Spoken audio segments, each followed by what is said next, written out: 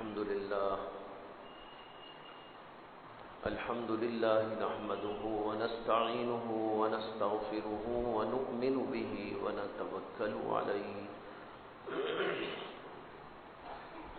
ونعوذ بالله من شرور أنفسنا ومن سيئات أعمالنا من يهده الله فلا مضل له ومن يضلله فلا هادي له ونشهد أن لا إله إلا الله وحده لا شريك له ونشهد أن سيدنا ومولانا محمدا عبده ورسوله صلى الله عليه وعلى آله وأصحابه وأزواجه وذرياته وسلم تسليما كثيرا كثيرا أما بعد فأعوذ بالله من الشيطان الرجيم بسم الله الرحمن الرحيم يا أيها الناس اتقوا ربكم واخشوا يوما لا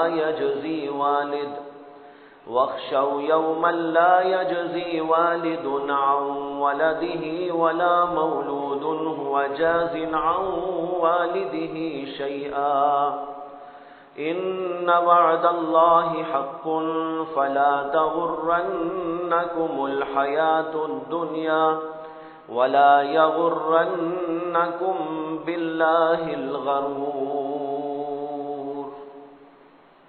صدق اللہ العظیم۔ محترم حضرات، ایک آیت کریمہ قرآن کریم کی سورہ لقمان سے آپ کے سامنے پیش کی گئی ہے۔ اس آیت کے اندر اللہ تعالیٰ نے فرمایا ہے یا ایھا الناس اتقوا ربکم، اے لوگو اپنے پروردگار سے ڈر کر زندگی گزارو۔ وَاخْشَوْا يَوْمًا لَا يَجْزِي وَالِدٌ عَنْ وَلَدِهِ وَلَا مَوْلُودٌ هُوَ جَازٍ عَنْ وَالِدِهِ شَيْئًا، اور اس دن سے ڈرو جس دن نہ باپ بیٹے کے کام آئے گا نہ بیٹا باپ کے کچھ کام آئے گا۔ إِنَّ وَعْدَ اللَّهِ حَقٌّ، بلا شبہ اللہ کا وعدہ حق ہے، سچ ہے۔ فَلَا تَغُرَّنَّكُمُ الْحَيَاةُ الدُّنْيَا، کہیں ایسا نہ ہو کہ دنیا کی زندگی تمہیں دھوکے میں مبتلا کر ڈالے۔ وَلَا يَغُرَّنَّكُمْ بِاللَّهِ الْغَرُورُ، اور کہیں ایسا نہ ہو کہ دھوکے باز تم کو دھوکے میں ڈال دے، یعنی شیطان تمہیں دھوکے میں مبتلا کر ڈالے۔ یہ آیت بڑی اہم ترین آیت ہے۔ قرآن کریم پورے کا پورا بڑا اہم ہے، اس کا ہر جز ہماری زندگیوں کے لیے لازمی و ضروری و حتمی چیز ہے۔ کوئی مضمون اس کے اندر ایسا نہیں ہے جو غیر ضروری ہو، سب مضامین ضروری ہیں، ایک ایک حرف اس کا بہت ہی قیمتی اور ہماری زندگیوں کے اندر انقلاب لانے والا ہے۔ لیکن کبھی کبھی بعض آیتوں کا مضمون ہماری اپنی حالت کے اعتبار سے زیادہ اہم بن جاتا ہے۔ یہ ایسا ہے جیسے آپ سمجھیں کہ ڈاکٹروں نے جتنی دوائیاں ایجاد کی ہیں سب ضروری۔ آپ نہیں کہہ سکتے کہ ڈاکٹروں نے کچھ دوائیاں بیکار بنا دی ہیں، نہیں، ان ڈاکٹروں نے، طب کے ماہرین نے جو کچھ دوائیاں ایجاد کی ہیں وہ ضرورت ہی تھی۔ یہ تمام انسانوں کی ضرورت کو پیش نظر رکھ کر بنایا جاتا ہے، اس لیے کہ انسانوں میں وہ لوگ بھی ہیں جو پیٹ کے درد کے مریض ہوتے ہیں، وہ لوگ بھی ہوتے ہیں جو سر کے درد کے مریض بھی ہوتے ہیں، وہ بھی ہوتے ہیں جو بخار کے بیمار ہوتے ہیں، اور وہ بھی ہوتے ہیں جو کینسر کے مریض ہوتے ہیں، وہ بھی ہوتے ہیں جو شوگر پیشنٹ ہوتے ہیں اور وہ بھی ہوتے ہیں جن کو بی پی کا مرض ہو جاتا ہے۔ غرض یہ کہ بہت ساری بیماریاں دنیا والوں میں رہتی ہیں، اس لیے ڈاکٹر لوگ ان ساری بیماریوں کے پیش نظر ان کی دوائیوں کو ایجاد کرتے ہیں۔ ایک کیمسٹ کی دکان میں آپ جائیں گے تو دوائیوں کا ایک انبار ملے گا، آپ وہاں پر کھڑے ہو کر دیکھ کر یہ نہیں کہہ سکتے کہ بھائی اتنی ساری دوائیاں بیکار کیوں بناتی ہیں، سب کی سب ضروری۔ لیکن فرض کرو کہ ایک آدمی کو پیٹ میں درد ہو گیا تو پیٹ میں درد کی دوا اس کے لیے زیادہ اہم بن جائے گی۔ ایک آدمی کو بی پی کا مرض ہو گیا تو بی پی کا ٹیبلٹ لینا اس کے لیے زیادہ اہم ہو جاتا ہے۔ بالکل اسی طرح بھائیو، قرآن پورے کا پورا ضروری ہے، اس کی ایک ایک آیت ضروری ہے، اس کا ایک ایک مضمون لازمی ہے، اور تمام دنیا کے انسانوں کے پیش نظر اللہ کا یہ قانون اور کلام نازل کیا گیا ہے۔ لیکن کبھی کبھی ہمارے اندر کچھ ایسے مرض پیدا ہو جاتے ہیں کہ اس کی وجہ سے کسی مضمون کی زیادہ ضرورت پیش آ جاتی ہے۔ ان میں سے ایک مرض ہے آخرت سے غفلت۔ بیماریاں اور بھی ہیں، عجیب و غریب بات ہماری یہ ہے کہ ہم تو مجمع الامراض ہیں، یعنی ہمارے اندر تو ایک مجموعہ جمع ہو گیا ہے امراض کا، ہزاروں قسم کی بیماریاں۔ جیسے کہنے والے کہتے ہیں کہ تن ہما داغدار شد کنبا کجا کجا نہ، پورے کا پورا بدن داغدار، سر دیکھو وہاں داغ، چہرہ دیکھو تو وہاں داغ، پیٹھ دیکھو تو وہاں داغ، پیٹ دیکھو تو وہاں داغ، ہاتھ دیکھو تو وہاں داغ، سینہ دیکھو تو وہاں داغ، دماغ دیکھو تو وہاں داغ، کوئی جگہ ایسی نہیں جہاں داغ نہ ہو۔ تن ہما داغدار پورے کا پورا بدن داغدار ہو گیا ہے، زخم آلود ہو گیا ہے۔ کنبا کجا کجا نہ، ہم روئی کا پھایا کہاں رکھوں کہاں نہ رکھوں، ہر جگہ رکھنے کی ضرورت ہے۔ آج تو ہماری بیماریوں کا حال یہ ہے۔ لیکن بھائی ان ساری بیماریوں میں سے ایک بیماری ایسی ہے جس کو میں کہہ سکتا ہوں کہ یہ جڑ ہے تمام بیماریوں کی۔ ہمارے میں نماز سے غفلت، ہمارے اندر تلاوت سے غفلت، ہمارے اندر حلال و حرام کی تمیز سے غفلت، اچھے اور برے کے فرق سے غفلت، ہمارے اندر ذکر سے غفلت، ہمارے اندر نیکیوں سے غفلت، اور ہمارے اندر ماں باپ کے حقوق کی رعایت سے غفلت، رشتہ داروں سے صلہ رحمی سے غفلت، لوگوں سے ہمدردی و غمخواری سے غفلت، نیک کام کرنے سے غفلت۔ یہ ساری کے ساری غفلتیں، ساری کے ساری بیماریاں ہمارے میں موجود ہیں۔ لیکن آپ غور کریں تو ایک بیماری ایسی ہے جو ان تمام بیماریوں کی جڑ ہے۔ وہ کیا ہے؟ وہ ہے غفلت عن الآخرت، آخرت سے غفلت۔ جب انسان آخرت کو بھول جاتا ہے اور اسے یاد نہیں رہتا کہ ایک وقت وہ بھی آنے والا ہے کہ میں اس دنیا میں نہیں رہوں گا، ایک وقت وہ آنے والا ہے کہ میں قبر کی منزل میں داخل ہو چکا ہوں گا، ایک وقت وہ آنے والا ہے کہ حساب اور کتاب لینے والے فرشتے میرے پاس آئیں گے، اور اسے یہ یاد نہیں رہا کہ مجھے قبر سے دوبارہ اٹھایا جائے گا اور اللہ کے سامنے پیشی ہوگی اور وہاں حساب اور کتاب ہوگا۔ بڑا سخت ترین مرحلہ پیش آنے والا ہے آخرت والا مسئلہ۔ یہ آدمی کی نگاہوں سے جب اوجھل ہو جاتا ہے اور آدمی اس سے غفلت میں مبتلا ہو جاتا ہے تو پھر تو وہ اچھے اور برے کا فرق کھو کر زندگی اپنی برباد کر لیتا ہے۔ نماز پڑھتا ہے، کبھی چھوڑ بھی دیتا ہے، کیوں؟ اس لیے کہ آخرت کا خیال نہیں، اللہ کے ذکر سے غافل ہے، دنیا کا ذکر اس کی زبان پر بھی ہے اور اس کے دل میں بھی۔ کمانا ہے، جمانا ہے، بنانا ہے اور کھانا ہے اور پینا ہے، بچوں کے لیے مجھے یہ کرنا ہے، بلڈنگ بنانی ہے اور یہ سامان جمع کرنا ہے، اور کھانے کی اشیاء لانا ہے اور ایسا کھانا بنانا ہے، بیٹی کی شادی کرنی ہے، بیٹی کی شادی کرنی ہے، یہ ساز و سامان جمع کرنا ہے، یہ جہیز کی اشیاء لانا ہے، سارا دماغ دنیا کے پیچھے لگا ہے، اللہ دور دور تک یاد نہیں آتا۔ یہ کیوں ہو رہا ہے؟ اس لیے کہ اللہ نے جو آخرت کا ایک مسئلہ رکھا ہے اس مسئلے کو بھول گیا۔ زکات نہیں دیتا اس لیے کہ اللہ کے ہاں پوچھ جو ہونے والی ہے اس سے وہ غافل، حلال و حرام کی تمیز نہیں کرتا، اچھا آیا لے رہا ہے، حرام آیا کھا رہا ہے، یہ خیال نہیں ہے اس کو کہ آخرت میں جواب دہی کرنی ہو، پوچھ ہوگی، ایک ایک پائی کی پوچھ، ایک ایک دانے کی پوچھ، ایک ایک قطرے کی پوچھ، اللہ پوچھیں گے کہاں سے کمایا تھا اور کیسا استعمال کیا۔ غافل ہو گیا آخرت سے، اس لیے حرام ہو کہ حلال ہو، اچھا ہو کہ برا ہو، لوٹ گھسوٹ کے جیسے چاہے کھانا شروع کر ڈالتا ہے۔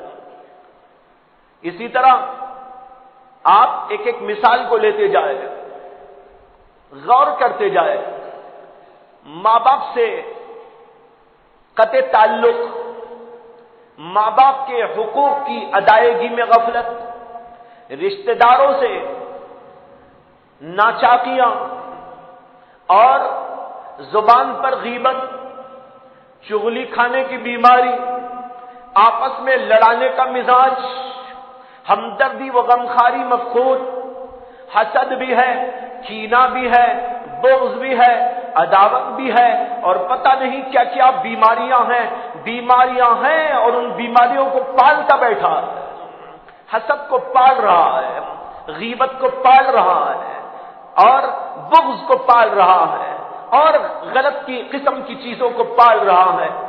آپ غور کریں کہ ان سب چیزوں کے پیچھے آخر کیا بات ہے، آپ اندازہ کریں گے کہ اس کی وجہ یہ ہے کہ آخرت سے آدمی غافل ہے۔ اسے اگر یاد ہوتا میرا قول لکھا جا رہا ہے، ما یلفظ من قول الا لدیہ رقیب عتید، زبان سے نکلنے والا جو کلمہ بھی ہوتا ہے لکھنے والے فرشتے اس کو لکھ رہے، اچھا بولتا ہوں تو لکھتے ہیں، برا بولتا ہوں تو لکھتے ہیں، اچھا کرتا ہوں تو لکھتے ہیں، اچھا بولتا ہوں تو لکھتے ہیں، اور برا کرتا ہوں تو لکھتے ہیں، برا بولتا ہوں تو لکھتے ہیں۔ ما یلفظ من قول الا لدیہ رقیب عتید، اللہ کہتے ہیں فرشتے مقرر ہیں تمہاری زبان سے نکلنے والے کلمات کو لکھتے جا رہے ہیں، اور اللہ نے فرشتوں کو مقرر کیا جن کا نام رکھا گیا ہے کرام، کاتبین کرام، کاتبین کرام، کرامن کاتبین، یہ کرامن پہلے آیا ہے، کاتبین بعد میں آیا ہے۔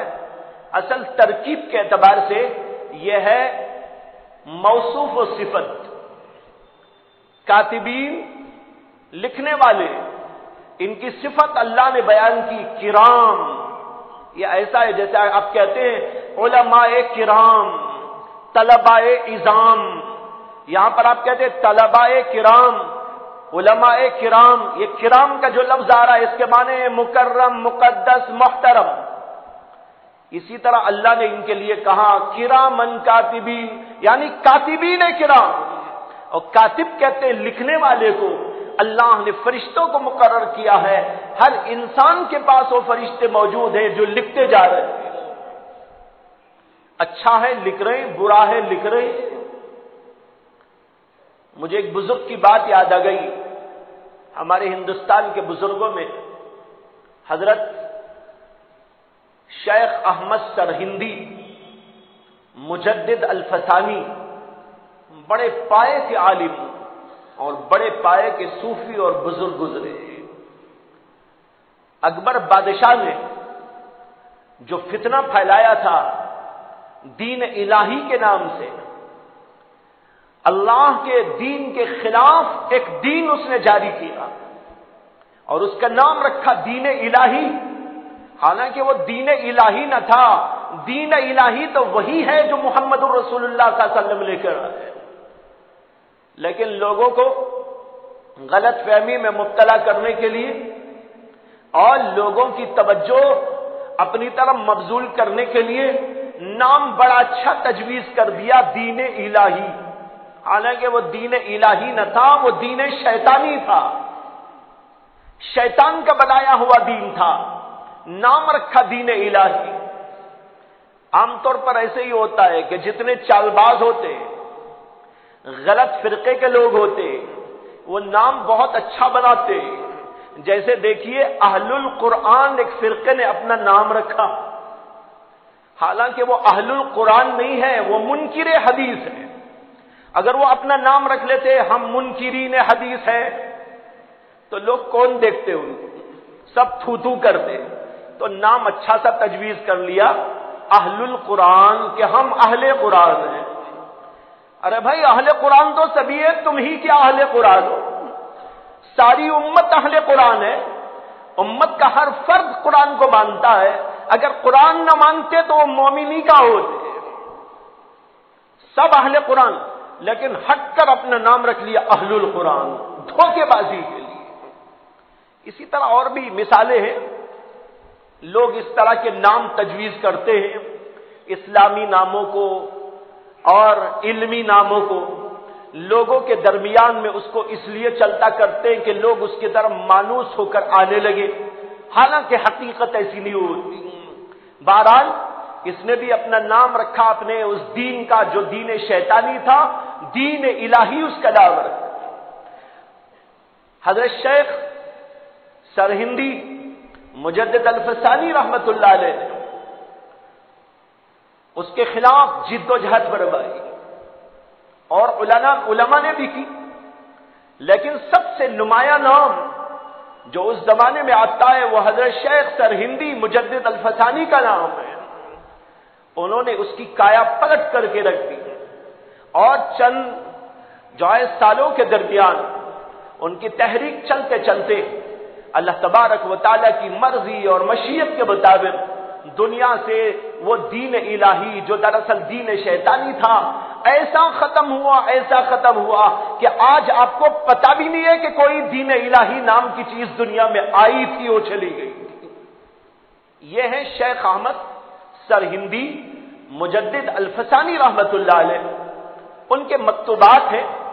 انہوں نے ایک جگہ پر اپنا عجیب و غریب حال لکھا ہے.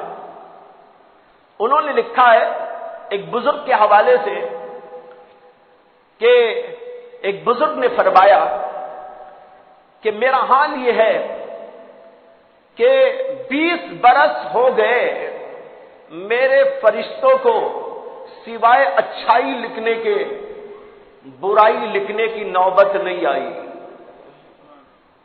کیا لکھا ہے؟ کہتے ہیں کہ 20 سال ایسے گزر گئے کہ ان 20 سالوں کے درمیان میرے فرشتوں کو سوائے اچھائی کے برائی لکھنے کی نوبت نہیں آئی. مطلب یہ ہوا کہ برائی نہیں کی. ایسے بھی اللہ کے بندے ہوتے ہیں اتنے بلند مقام پہ پہنچ جاتے کہ وہ برائی ہی نہیں کرتے. ہمیں بھی اپنے آپ کو ایسا بنانا چاہیے.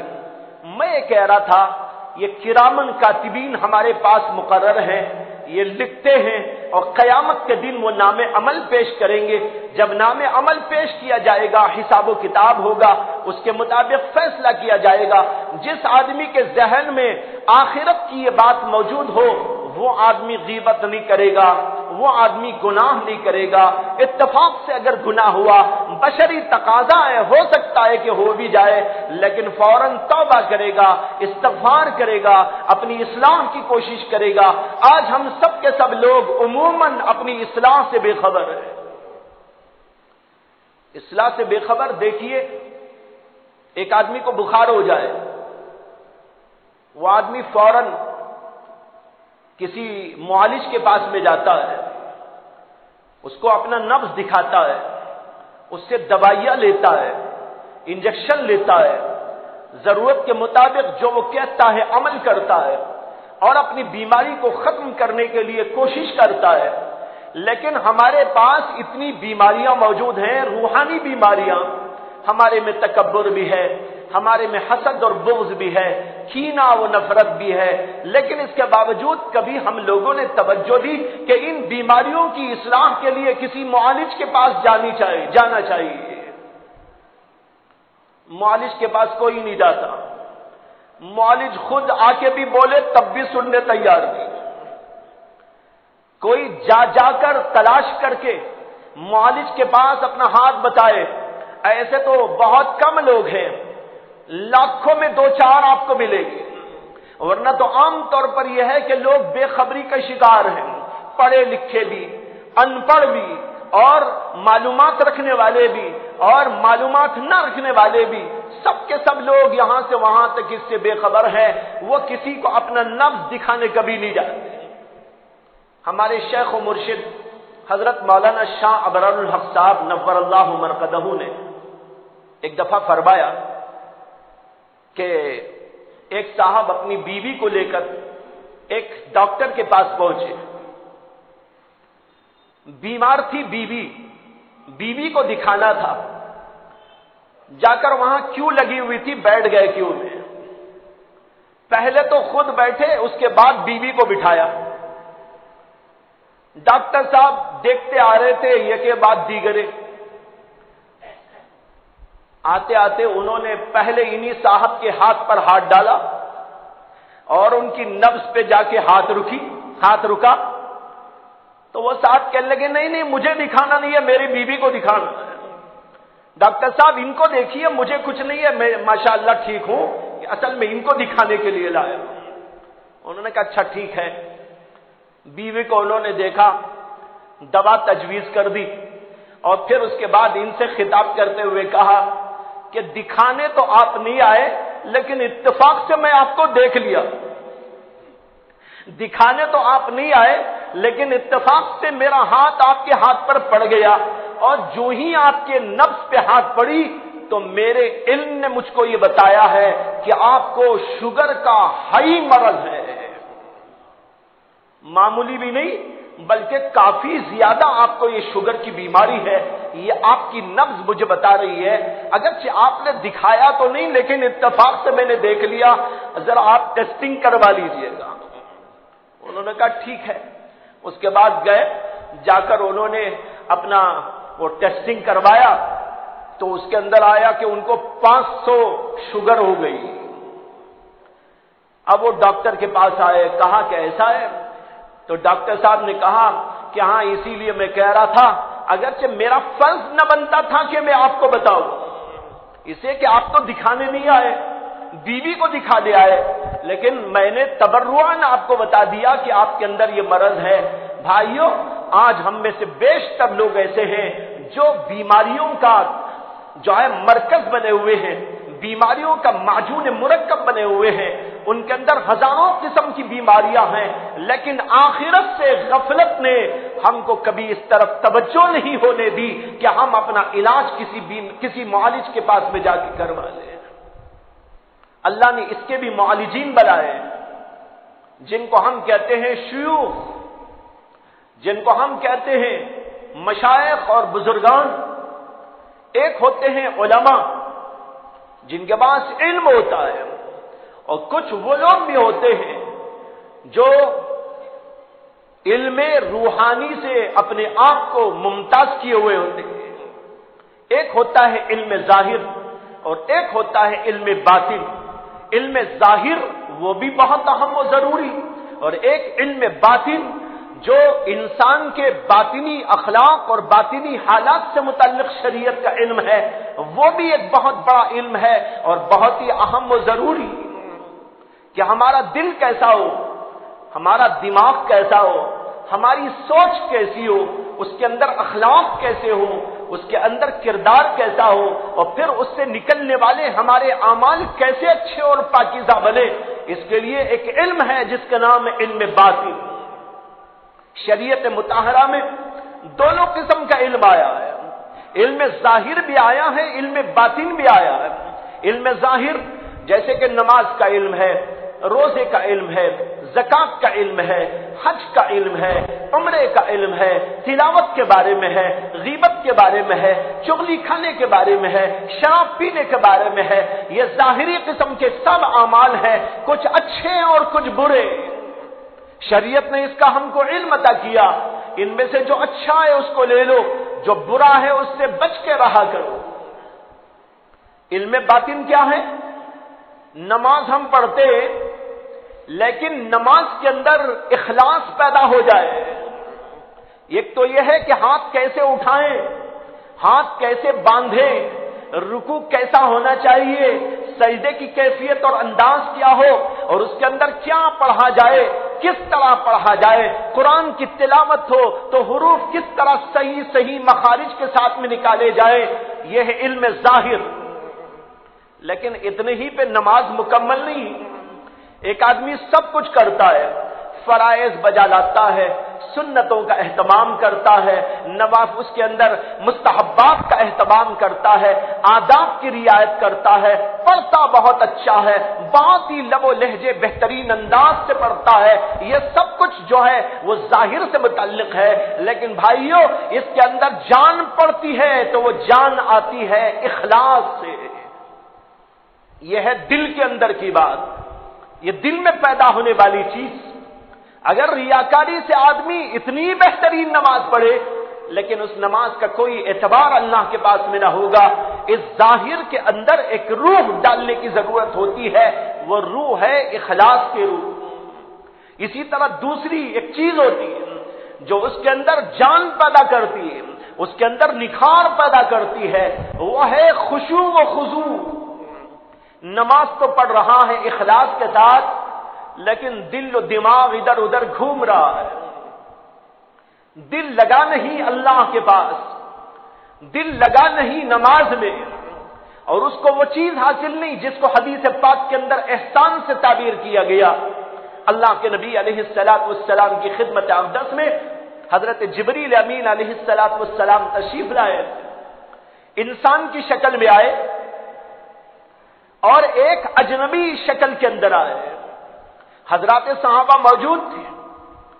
حضرات صحابہ نے ان کو دیکھا کہ ایک آدمی آ رہا ہے، ایسا گویا کہ ابھی نہا دھو کے آیا ہو، اور بہترین کپڑے صاف ستھرے پہنا ہوا ہے، سفید، اور بال ہیں بالکل کالے کالے، جوان آدمی.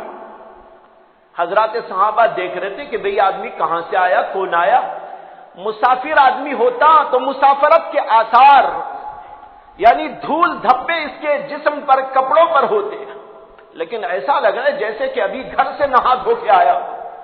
اگر یہی گھر سے آیا تو مدینے والوں کو جاننا چاہیے کہ کون آدمی، لیکن اس کے باوجود مدینے کے کسی آدمی کو اس سے کوئی شناسائی نہیں. اس لیے لوگوں کو تعجب ہوا کہ کون آدمی ہے، باہر سے آیا ہے تو مسافرت کے آثار ہونے چاہیے، اور مدینے کا آدمی ہے تو پھر ہمیں پہچان ہونی چاہیے. نہ ہم اس کو پہچانتے ہیں نہ اس کے اوپر آثار سفر ہے. خیر وہ آدمی آیا، مجلس میں گھسا، لوگوں کو چیرتے پھلانگتے بالکل اللہ کے نبی علیہ الصلوۃ والسلام کے قریب جا کے بیٹھا، اور اتنا قریب کہ اپنے گھٹنوں کو اللہ کے نبی کے گھٹنوں سے ملا دیا. اور ایک روایت میں یہ بھی آتا ہے کہ اس نے اپنے ہاتھوں کو اللہ کے نبی کی رانوں پہ رکھ دیا. یہ عجیب و غریب کیفیت تھی. حضرات صحابہ کو تعجب ہو رہا تھا، اللہ کے نبی کے سامنے کوئی ایسا کام تو نہیں کر سکتا کہ گھٹنے سے گھٹنے ملا بھی دے اور ہاتھ آپ کی رانوں پر رکھ ڈالے. بہرحال لوگ تعجب سے اس کو دیکھنے لگے. اس نے کہا کہ یا محمد، اے محمد صلی اللہ علیہ وسلم، اخبرنی عن الایمان، مجھے بتائیے کہ ایمان کیا چیز ہے. اللہ کے نبی نے اس کا جواب دیا. پھر اس نے کہا اخبرنی عن الاسلام، مجھے اسلام کے بارے میں بتائیے. اللہ کے نبی نے اسلام کے بارے میں بتایا. اس نے پھر کہا اخبرنی عن الاحسان، مجھے بتائیے احسان کیا چیز ہے. اللہ کے نبی علیہ السلام نے کیا فرمایا؟ آپ نے کہا ان تعبد اللہ کأنک تراہ فإن لم تکن تراہ فإنہ یراک. عبادت اس طریقے پر انجام دینا گویا کہ تو اللہ کو دیکھ رہا ہے۔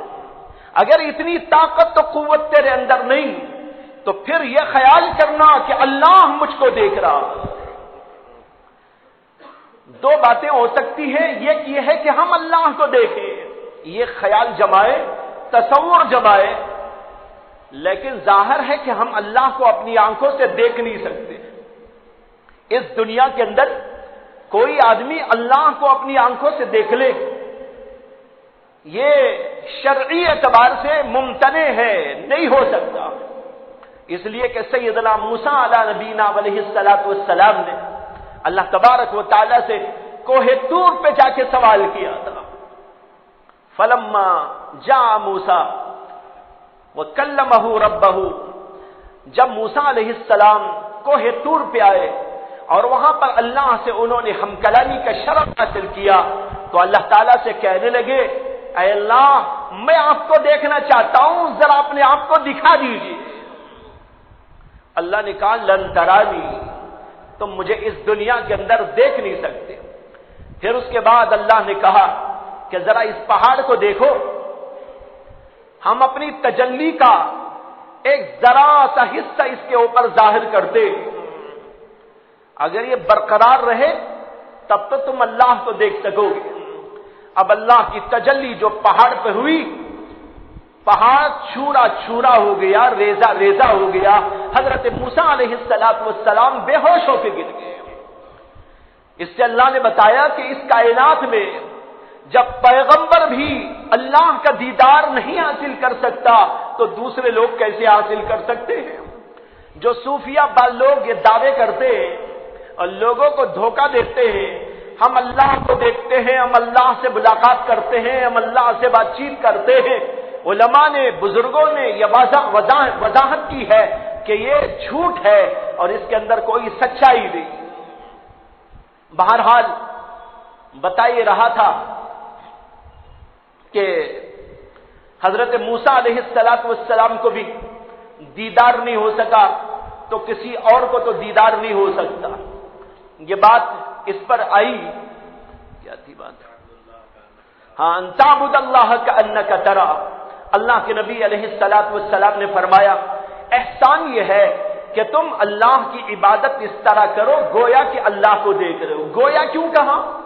اسی لیے کہا کہ اللہ کو دیکھ نہیں سکتے، اس لیے گویا اللہ کو دیکھ رہے ہو ایسی عبادت کرو۔ اگر ہم ایسا کر سکتے، اگرچہ نہیں دیکھ رہے ہیں، لیکن اگر ایسا ہوتا کہ ہماری آنکھیں اللہ کا دیدار کرتی تو ہم عبادت کیسی کرتے، کھڑے کیسے ہوتے اور ادب کیسا کرتے، زبان کیسے ہلاتے، رکوع ہمارا کیسا ہوتا، سجدے کی کیفیت کیا ہوتی، ذرا اندازہ کرو اگر اللہ کو ہم دیکھتے ہوئے عبادت کرتے تو کیا انداز عبادت ہوتا۔ ایسی عبادت کرو، اگر اتنا تصور جمانا تمہیں مشکل ہو رہا ہے تو پھر تو یہ تصور تو جما ہی سکتے ہو، اللہ تم کو دیکھ رہا ہے۔ اس لیے کہ تو عقیدہ ہے اللہ ہم کو دیکھ رہا ہے، ہم دیکھیں کہ نہ دیکھیں اللہ ہم کو دیکھ رہا ہے۔ اس طرح عبادت کی جائے، جب آدمی اس طرح عبادت کرے گا تو اس کی عبادت ہے، اس کی عبادت کے اندر روح پیدا ہوگی، خشوع اور خضوع پیدا ہوگا۔ میں آپ کو سمجھا رہا تھا ایک ہوتا ہے علم ظاہر اور ایک ہوتا ہے علم باطن۔ علم ظاہر جیسے کہ نماز کے ظاہری احکام، اور خشوع ہو، خضوع ہو، اس کے اندر اخلاص ہو، للہیت ہو، یہ دوسرا علم ہے جو نماز کے اندر جان پیدا کرنے والا، اس کو کہتے ہیں علم باطن۔ دونوں علم اللہ نے نازل کیے شریعت مقدسہ میں اور دونوں علموں کا ہم کو مکلف بنایا۔ جانتے ہیں ہم کہ جس طرح یہ سیکھنا ضروری کہ نماز ظاہراً کیسے پڑھی جائے گی یہ معلوم کرنا اور اس کی مشق کرنا بھی ضروری کہ ہمارے دلوں میں اخلاص ہو، للہیت ہو، معلوم ہوا یہ بھی فرض ہے۔ ظاہری علم جیسا فرض یہ باطنی علم بھی فرض و ضروری ہے، اس کو حاصل کرنا پڑے گا، تب جا کر آدمی کے اندر کمال پیدا ہوگا، اس کا ظاہر اور باطن دونوں ٹھیک ٹھیک بن جائے۔ لیکن بھائیو آج ہم نے اپنے ظاہر پر تو تھوڑی بہت توجہ دی، لیکن باطن سے تو بے حد ہمارے اندر غفلت ہے. ہم نے کبھی اپنے کسی معالج کو جا کر ہاتھ نہیں دکھایا کہ میرے اندر دیکھیے جناب کہیں تکبر تو نہیں آ گیا ہے, ذرا دیکھ لیجئے میرے اندر حسد کی بیماری تو نہیں پل رہی ہے, ذرا یہ بھی دیکھ لیجئے میں غیبتوں کا عادی ہوں, میں چغلی کھانے کا عادی ہوں, میں لوگوں کو لڑانے کا عادی ہوں, میں لوگوں کے اندر ہیجان پیدا کرنے کا عادی ہوں, میں لوگوں کے دلوں کے اندر برائیاں پیدا کرنے کا عادی ہوں. یہ بیماری مجھے لگ گئی ہے, میں اللہ کا واسطہ آپ کو دیتا ہوں کہ ذرا میرا علاج کر دیجیے. بھائیوں بخار آتا ہے تو ہم توجہ کرتے, سر کا درد آ جائے تو توجہ کرتے, پیٹ کا درد آ جائے تو توجہ کرتے ہیں, داڑھ کا درد آ جائے تو ڈینٹل ڈاکٹر کے پاس میں چلے جاتے ہیں. لیکن کیا بات ہے کہ ہمارے دل میں, دماغ میں, ظاہر میں, باطن میں بے شمار بیماریاں گھسی اور بسی اور رچی ہے, لیکن کسی ڈاکٹر کو دکھانے کے لیے ہم تیار نہیں, اور کوئی ڈاکٹر علاج بتا دے تو اس علاج کو لینے بھی تیار نہیں. بات کہاں سے کہاں تک پہنچی. میں آپ کو یہ سمجھا رہا تھا یہ ہزاروں قسم کی بیماریاں جو ہمارے اندر پڑ رہی ہیں یہ دراصل ایک بہت بڑی بیماری کا نتیجہ ہے. وہ بیماری ہے آخرت سے غفلت. آخرت سے غفلت نے بے شمار بیماریوں کو ہمارے اندر پلنے کو چھوڑ دیا, پھلنے وہ پھولنے کو چھوڑ دیا.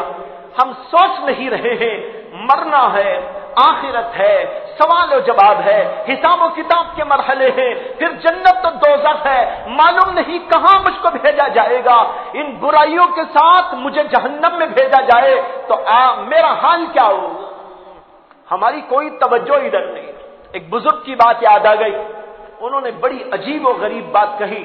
انہوں نے کہا ذرا سوچو, ہمارے باپ سیدنا آدم علیہ السلام جنت میں پیدا ہوئے, اللہ نے ان کو کہاں رکھا تھا؟ جنت میں. پیدائش جنت, وطن ان کا جنت, مقام ان کا جنت, رہائش ان کی جنت میں. لیکن جنت میں رہتے رہتے حضرت آدم علیہ السلام نے ایک درخت کو کھا لیا تھا جس کے کھانے سے اللہ نے منع کیا تھا. وَلَا تَقْرَبَا هَٰذِهِ الشَّجَرَةَ, اس درخت کو تم دونوں نے کھانا. نہ آدم کھائے نہ آدم علیہ السلام کی بیوی حضرت حوا اس کو کھائے. اللہ نے کہا وَلَا تَقْرَبَا, تم دونوں اس درخت کے قریب بھی نہ جاؤ, اس کو نہ کھاؤ.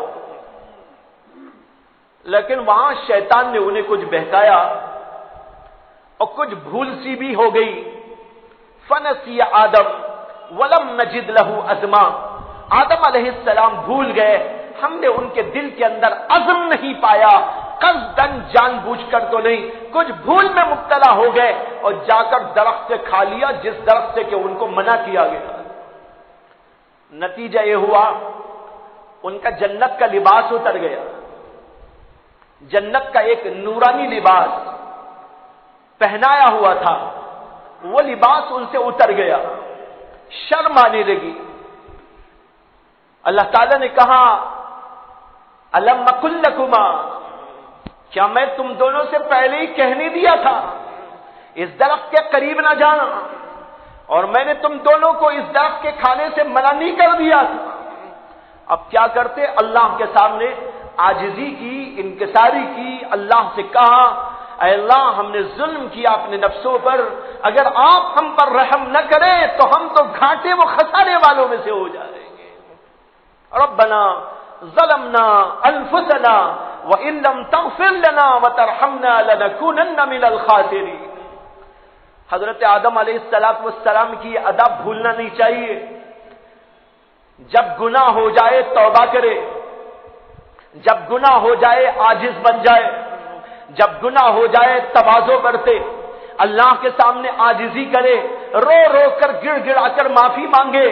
آدمی ہو تو آدم کی صفت تو پیدا کرو, اور شیطانی ہو تو پھر اڑ جاؤ. شیطان نے بھی غلطی کی. اللہ نے کہا تھا آدم کو سجدہ کرو, لیکن اس نے کہا کہ میں نہیں کرتا. آدم کو اللہ آپ نے مٹی سے پیدا کیا ہے اور مجھ کو آگ سے پیدا کیا ہے, اور میرا مرتبہ اس سے زیادہ ہے. آگ اوپر ہونے والی چیز ہے اور مٹی تو نیچے رہنے والی چیز ہے. میں مٹی کے سامنے سجدہ نہیں کرتا. اڑ گیا تھا. اللہ نے اس کو تنبیہ دی. تنبیہ پر اگر وہ معافی مانگ لیتا بات ختم ہو جاتی، لیکن اس نے معافی طلب کرنے کے بجائے، عاجزی انکساری کے بجائے اپنے تکبر کو جتایا اور اڑ میں آ گیا، ضد پر قائم رہا اور آج تک اسی کے اوپر قائم ہے. حضرت آدم سے بھی غلطی ہوئی، شیطان سے بھی غلطی ہوئی. غلطی کے فرق کو محسوس کرو. ایک غلطی وہ غلطی ہے جس کے بعد عاجزی ہے، تواضع ہے، گڑ گڑانا ہے، معافی کا طلب کرنا ہے، اللہ کے سامنے ہاتھ پسارنا اور توبہ کرنا ہے. اور دوسری غلطی شیطان کی وہ ہے جس کے بعد اڑ ہے، جس کے بعد تکبر ہے، جس کے پاس ناز ہے اور وہ اپنی بات کے اڑا ہوا ہے، ضد کیا ہوا. دونوں کا نتیجہ سامنے ہے. معافی مانگنے کے بعد آدم علیہ السلام تو اللہ کے محبوب و مقرب بن گئے. معافی نہ مانگنے پر شیطان بنا ہوا ہے آج تک شیطان. اس لیے اگر ہم آدمی ہیں تو گناہ کے بعد معافی مانگنا ہے، یہ آدم کی صفت ہے. اور اگر گناہ کرنے کے بعد اڑتے ہیں تو اس کا مطلب یہ ہے کہ یہ آدمی نہیں، یہ تو شیطانی ہے، شیطان کی اولاد ہے، ذریت شیطان میں سے ہو گیا ہے، اس کی صفت کو اپنا رہا ہے. بہرحال مجھے یہ بتانا تھا ایک بزرگ کی بات کہ انہوں نے کہا کہ دیکھو آدم علیہ السلام جنت میں پیدا ہوئے لیکن وہاں ان سے غلطی ہو گئی. اللہ نے کہا غلطی کرنے والے اس سرزمین جنت پر بسیرا نہیں کر سکتے، یہاں سے نکلو اور چلے جاؤ. اللہ نے حضرت آدم کو جنت سے نکال ڈالا. وہ بزرگ کہتے ہیں جب جنت میں رہنے والے کو گناہ کرنے پر جنت سے نکال ڈالا گیا تو جو گناہ کر کر کے یہاں موجود ہیں کیا ان کو جنت میں داخلہ مل جائے گا؟ عجیب بات. جو گناہ کر رہے ہیں ان کو ایسی جگہ جہاں گئے نہیں ابھی، جہاں رہتے تھے آدم وہاں سے ان کو نکال ڈالا گیا تو گناہ کرنے والے کو وہاں قبول کیسے کیا جائے گا؟ پہلے پاک کرنا ہوگا. توبہ کرو، استغفار کرو، معافی طلب کرو، اپنا علاج کرو، اپنی جسم کی اور ظاہری اور باطنی دونوں قسم کی بیماریوں سے اپنے آپ کو صاف اور پاک کرو. یہ اللہ کا حکم ہے. جب آدمی اس طرح اپنے ظاہر و باطن کو صاف کرے گا تب جنت میں جانے کا مستحق بنے گا. ایک بزرگ کی اور ایک بات یاد آ گئی. انہوں نے کہا کہ یا تو دنیا میں اپنے آپ کو ذرا مجاہدے کی بھٹی میں پکاؤ، یہاں مجاہدے کی بھٹی میں پکاؤ گے تو یہاں سے پاک و صاف ہو کر سیدھے جنت میں چلے جاؤ گے.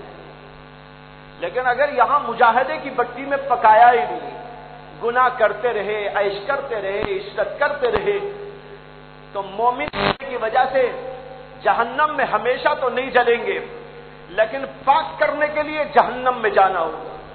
یا تو یہاں مجاہدے میں خود ہی پڑو اور مجاہدے کی بھٹی